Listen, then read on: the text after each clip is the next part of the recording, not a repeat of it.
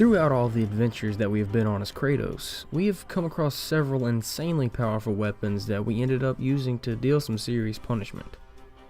Some of these weapons are more useful than others, be it the slow but excellent crowd-controlling barbarian hammer that can summon spirits, or the armor-piercing blade of Artemis.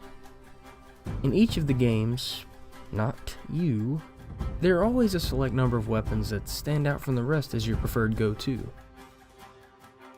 Today I'll be talking about my personal favorite weapon stretching across the entirety of the series from God of War to, well, God of War. Number 5. The NEMEAN CESTUS. The first time that we saw the NEMEAN CESTUS, they were donned by Kratos' mighty half-brother, Hercules. And you can imagine how we obtained them. The story behind these is pretty simple. For completing one of his 12 labors, killing the Nemean lion being one of them, Hercules was apparently rewarded with these large metal gauntlets. Taking the appearance of the lion that they were named after, the NEMEAN CESTUS is the most powerful weapon in the series behind the Blade of Olympus. On top of that, the Cestus is the only weapon in God of War 3 that can destroy onyx, a type of rock that appears in the game, and in turn is the only weapon that can defeat Scorpius as its body is armored with onyx. When using these, I feel like Rocky Balboa with, well, lions' fists. Be it crushing faces, destroying little scorpions, destroying big scorpions, the NEMEAN CESTUS proves its case as one of the deadliest, most powerful weapons in all of God of War. Number 4.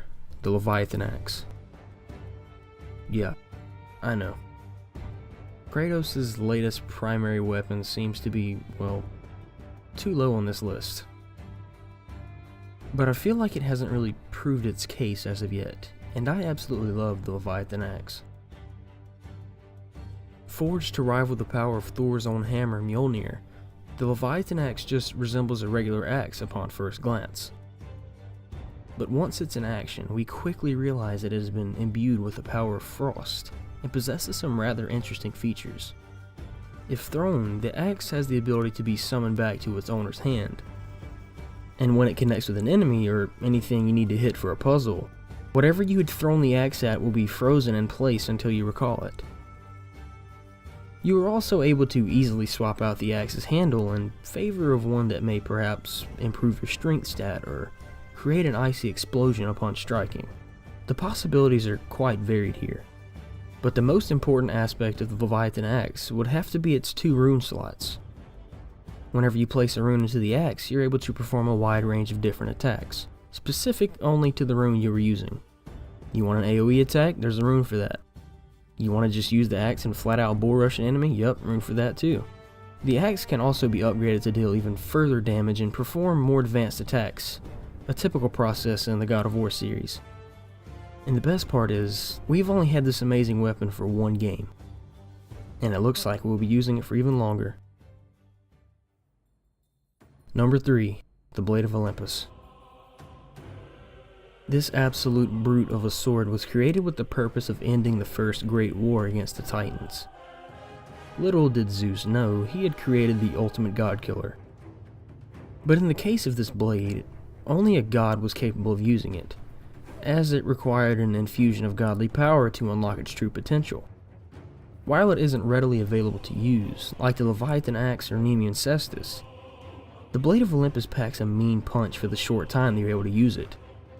Once you feel the Rage of Sparta meter in God of War 3, you can just whip the blade out and pretty much one-shot every enemy in the game, bosses excluded of course, making it the most powerful weapon in the entire God of War series, so far.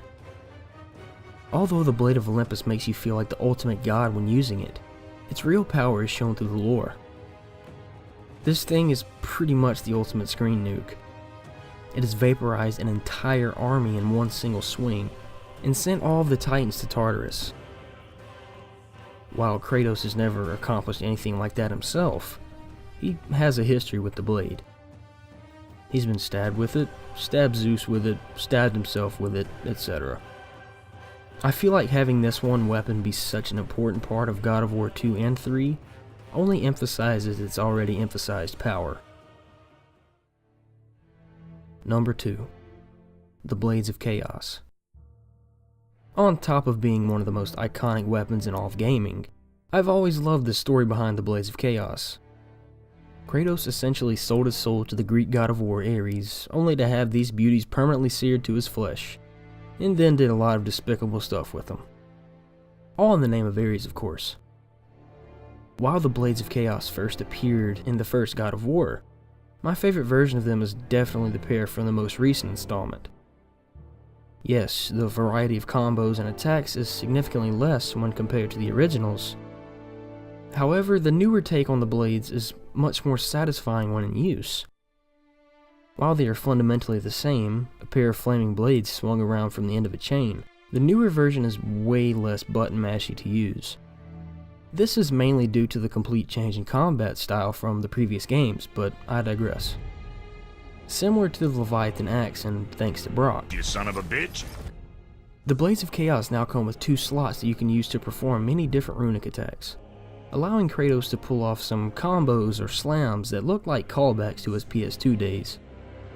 As nice as that is though, my favorite rune would have to be the one that temporarily enhances the blades so that with every attack that you land, Kratos regains a bit of health.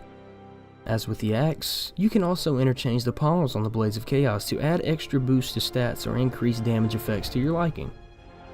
If Sony Santa Monica keeps finding ways to make using the Blades of Chaos feel fresh, then by all means put them in every game, I will not complain.